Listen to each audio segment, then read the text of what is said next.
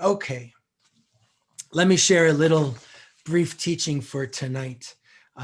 There's something that I still need to share with you after these hectic days, and frankly, to have a chance to meet Sarah has been a good medicine for me. I hope she's good medicine for all of you too.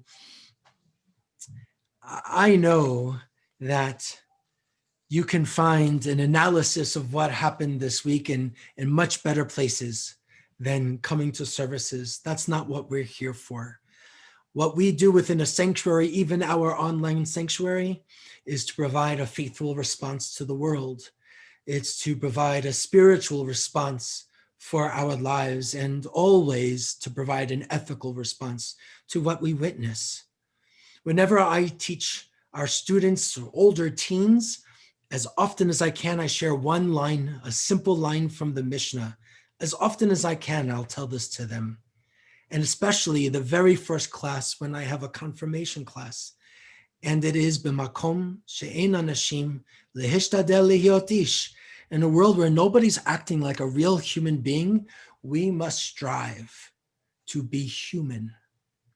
We have to strive to be human. And it seems that there's not enough of that striving and stretching and reaching to be our most human, soulful selves. I was looking at the Torah portion, and for the Torah portion, the parsha for this week is Shmot. We're at the very beginning of the book of Exodus.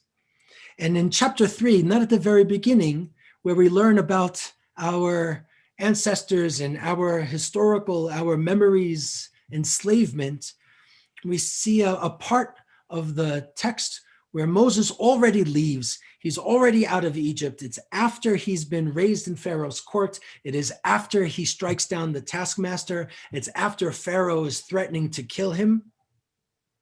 And he ends up in Midian, not so far away from where he was raised in Egypt. He was tending the flock for his father-in-law, Jethro. And he notices something. And he turns to find what's catching his attention. And he sees that there's a bush and it's burning up. And he finds it strange because it's not turning to ash. And in the midst of this burning bush, God calls to Moses from the bush. Now that bush is just an ordinary thorn bush. In Hebrew, the term is a sneh. Sneh. It's a strange word. And it's not very common in the Torah, in the Bible. It's an unusual word. And it was always striking to me that God shows up in like a lowly bush that's filled with thorns that most of us just walk past and try and avoid. That's where God shows up. In the lonely thorn bush. And it's no accident that this spot where Moses encounters this bush that's burning up, and it's called a sneh, and the mountain he's on is called Sinai. Sneh, the thorn bush, and Sinai. Our writers, God's hand, people's hands, made that no accident, an unusual word, a lowly, prickly thorn bush, in the place where we receive truth. God gives the Torah at Sinai. At here it's called Horeb, but Horeb and Sinai are synonymous. So God brings the Torah to Moses on Mount Sinai, brings these truths to the people, the same sound as this lowly sneh, and God's presence is right in the middle of this thorn bush.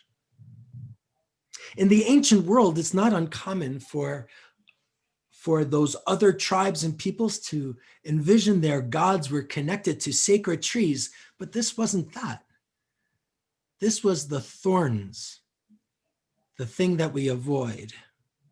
One of our most famous commentators, Rashi, says it's very clear. God shows up in the sneh because our ancient Israelite ancestors were also in a lowly place, enslaved in Egypt. But there's more, because out of that Egyptian servitude, out of that thorn bush, something happens where God is right in the middle of it. God introduces God's own self, intimately sharing God's name. And God's name is Yod-Heh-Vav-Heh. We don't know how to pronounce it, just how to spell it. When we see it, we say it's Adonai, but it's not really God's name. And God is not God's name. God is God's job title. So God shares God's name, spelled Yod-Heh-Vav-Heh, to Moses directly, and then says these words. The Eternal said, I indeed have seen the abuse of my people that is in Egypt, and its outcry because of its taskmasters. I have heard, for I know its pain. God is sharing how God has seen it and heard it and knows it. The abuse, the outcry, and the pain. And then the very next verse, I've come down to rescue this people Israel from the hand of Egypt, to bring it up to a land of goodly and spacious land, flowing with milk and honey. Of course, the land of Israel, the promised land, the land that is our symbolic embodiment of hope. So that second verse that I'm showing you is that God comes down after seeing, hearing, and knowing.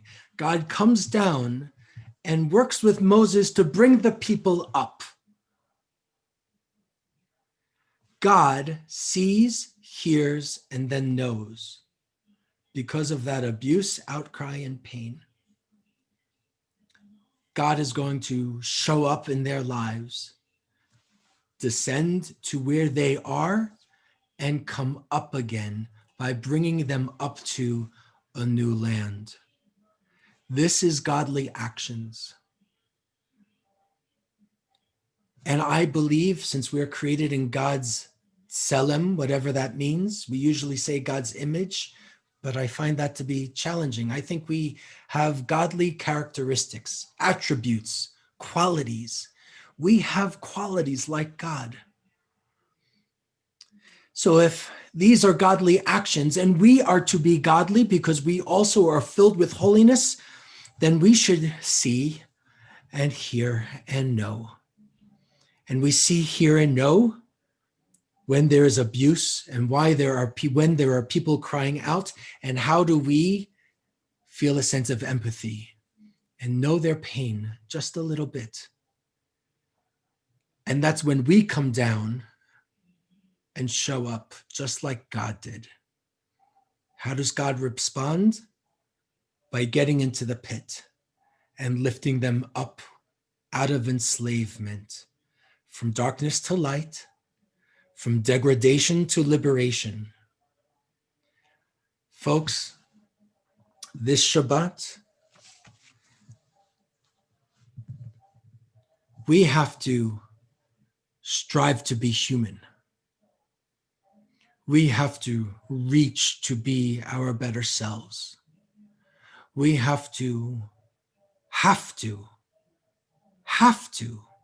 show up and walk with others toward a promised land. And that's not about voting for one party or another. It's not. It is about standing up for injustice, challenging and holding people accountable when there is wrongdoing. It is making sure that the world that we live in, this country that we live in, is going to be celebrated for its compassion and justice and mercy and its democracy. Those are precious. All of these founders of the country would talk about the exodus from Egypt over and over and over again. It was even one of the initial proposals to be a seal, seeing Moses with the sea splitting. Ben Franklin creates an image of the liberation from Egypt to be the seal for our country. Now, he lost. It's now just a good part of trivia.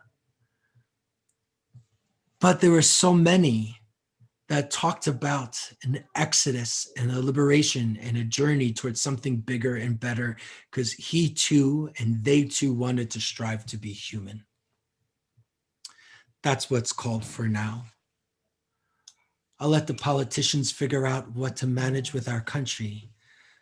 But for a person of faith who believes in a big tent of a synagogue, who believes in justice and mercy and accountability, my prayer is that we strive to be human and partner with God and find the strength to bring peace. Aleinu L'Shabech is on 586 at the very bottom of the page.